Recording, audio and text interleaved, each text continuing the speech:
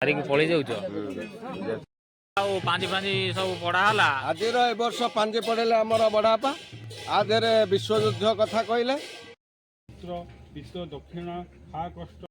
जय Jagannath welcome back to the channel. Dol पुण्यर अनेक अनेक शुभेच्छा सह आरंभ करवा आज ब्लॉग को। होली पर्व में प्रभु आसुँच मंडप को मंडप आमर प्रभु पूजा पाइबे।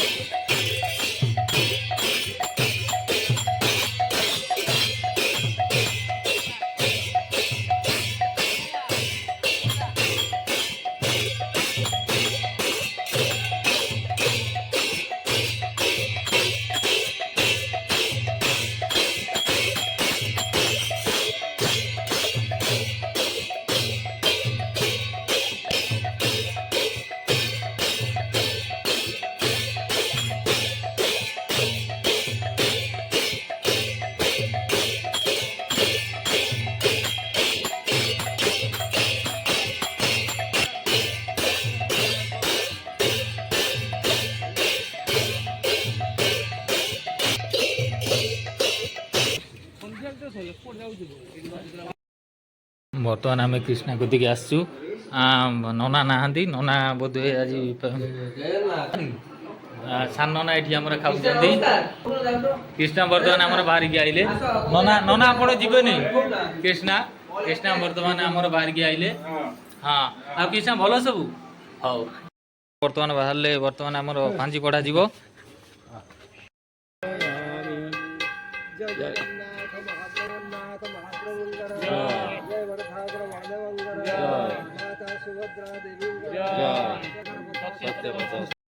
बर्तमान नना समस्त को रंग करेंगे रंग अबीर आनी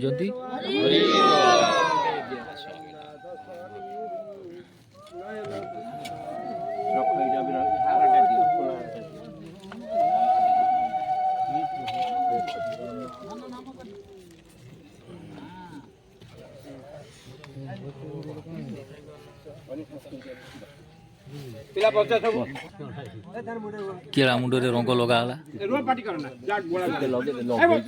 गनिया समस्त मुंडे बसी बसी रंग लगे लास्ट मो पाड़ी पड़ला।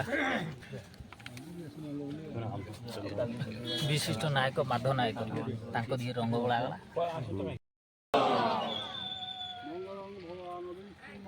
चंद्र शुक्र बृहस्पति पंच तस्कर नित्य एवं से नीलसुंदरगिरी डाणे माहेश्वरी मध्य ब्रह्मा को घेनिकरी कनक दंड छत धरी पित्त दक्षिणा हा कष्ट खड़ु पर्वते कलिजुग धन्य धरा जो मूर्ता हरे कृष्ण कृष्ण कृष्ण हरे हरे हरे राम राम राम हरे हरे हरे मुरारे मधुकैट भारे गोविंद गोपाल मुकुंद सौरे जगेशु नारायण कृष्ण विष्णु निराशय माँ जगत रक्षं कलिजुग राजन धर्मपुत्र युधिष्ठिर हरिचंद्र भोजशेखर विक्रमादित्य विक्रमासन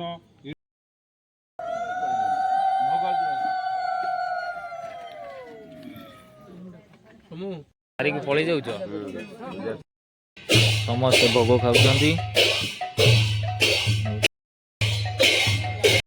बर्तमान ठाकुर को मंदिर भितर को निया जाउची।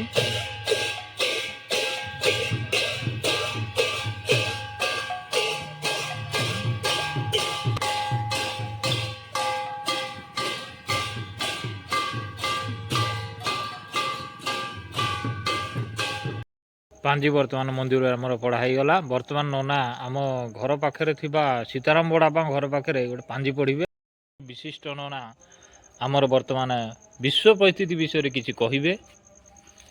विश्व परिस्थिति कह भारत परिस्थिति कह ओडिशा प्रदेश परिस्थिति कह तीन टार 2026-27 ମସିହାର ପାଳକ ସମାଚାର ସନ 2026-27 ମସିହାର ରାଷ୍ଟ୍ରଫଳ ବିଶ୍ୱ ପରିସ୍ଥିତି।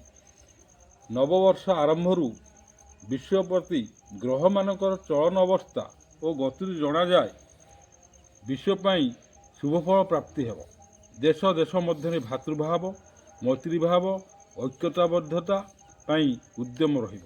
ରାଜନୈତିକ ସ୍ଥିରତା ରହିବ। ଆନ୍ତର୍ଦେଶୀୟ ପୁଞ୍ଜିନିବେଶ ବିକାଶ ପାଇଁ ସହାୟକ ହେବ। ବିଜ୍ଞାନ ଓ କାରିଗରୀ କ୍ଷେତ୍ରରେ ଉନ୍ନତି ପରିଲକ୍ଷିତ ହେବ। ଅର୍ଥନୈତିକ ବିକାଶ ଦିଗରେ ଦେଶ ଦେଶ ମଧ୍ୟରେ ପାରସ୍ପରିକ ବୁଝାମଣା ନୀତି ସଦୃଢ଼ ହେବ। ଶିଳ୍ପ ବାଣିଜ୍ୟର ବିକାଶ ପାଇଁ ନୂତନ ନିୟମମାନ ପ୍ରଚଳନ ହେବ। ଦେଶ ଦେଶ ମଧ୍ୟରେ ଶାନ୍ତି ପ୍ରତିଷ୍ଠା ପାଇଁ ବିକଶିତ ଦେଶଗୁଡ଼ିକ ଉଦ୍ୟମ ଜାରି ରହିବେ। ଯୁଦ୍ଧର ଅବସାନ ଘଟିବ। ଲୋକମାନଙ୍କ ଭିତରେ ଭୟର ବାତାବରଣ ଦୂର ହେବ। ବର୍ଷର ମଧ୍ୟଭାଗରେ ପ୍ରାକୃତିକ ବିପର୍ଯ୍ୟୟ ଘଟିବାର ସମ୍ଭାବନା ରହିଛି। ବାତ୍ୟା ଭୂମିକମ୍ପ ବନ୍ୟା ସାମୁଦ୍ରିକ ଝଡ଼ ସୃଷ୍ଟି ହୋଇ ଧନଜୀବନ କ୍ଷତି ହେବା ଜଣାଯାଏ। କୃଷି ଉତ୍ପାଦନ ହ୍ରାସ ହେବ। ଅତିବୃଷ୍ଟି ଓ ଅନାବୃଷ୍ଟି ଭଳି ପରିସ୍ଥିତି ସୃଷ୍ଟି ହୋଇପାରେ। ସାମରିକ ଓ ପ୍ରତିରକ୍ଷା କ୍ଷେତ୍ରରେ ନୂତନ ବୈଜ୍ଞାନିକ ଜ୍ଞାନକୌଶଳ ପ୍ରୟୋଗ ପାଇଁ ପଦକ୍ଷେପ ଗ୍ରହଣ କରିବେ। ଭାରତବର୍ଷ ପାଇଁ ନୂତନ ବର୍ଷ ଆରମ୍ଭରୁ ଭାରତ ପ୍ରତି ଗ୍ରହମାନଙ୍କ ଶୁଭ ଦୃଷ୍ଟି ରହିଛି। ଏ ବର୍ଷ ଭାରତ ବହୁତ କ୍ଷେତ୍ରରେ ଆନ୍ତର୍ଜାତିକ ଖ୍ୟାତି ଅର୍ଜନ କରିବେ। ଦେଶ ଦେଶ ମଧ୍ୟରେ ବୁଝାମଣା ଶାନ୍ତିପୂର୍ଣ୍ଣ ଉନ୍ନୟନ କାର୍ଯ୍ୟ ପାଇଁ ପ୍ରତ୍ୟକ୍ଷ ଗୁରୁତ୍ୱପୂର୍ଣ୍ଣ ଭୂମିକା ଗ୍ରହଣ କରିବେ। ରାଜନୈତିକ ସ୍ଥିରତା ମଧ୍ୟରେ ଅନେକ ଜନହିତକର କାର୍ଯ୍ୟ ପାଇଁ ପ୍ରଶଂସନୀୟ ହେବେ। ରାଜନୈତିକ ନେତୃବୃନ୍ଦ ସାମାଜିକ ବିକାଶ ଦିଗରେ ଏକତା ରକ୍ଷା କରିବେ। ଶିଳ୍ପ ଓ ବାଣିଜ୍ୟ କ୍ଷେତ୍ରରେ ନୂତନ ପରିଲକ୍ଷିତ ହେବ। ପ୍ରାକୃତିକ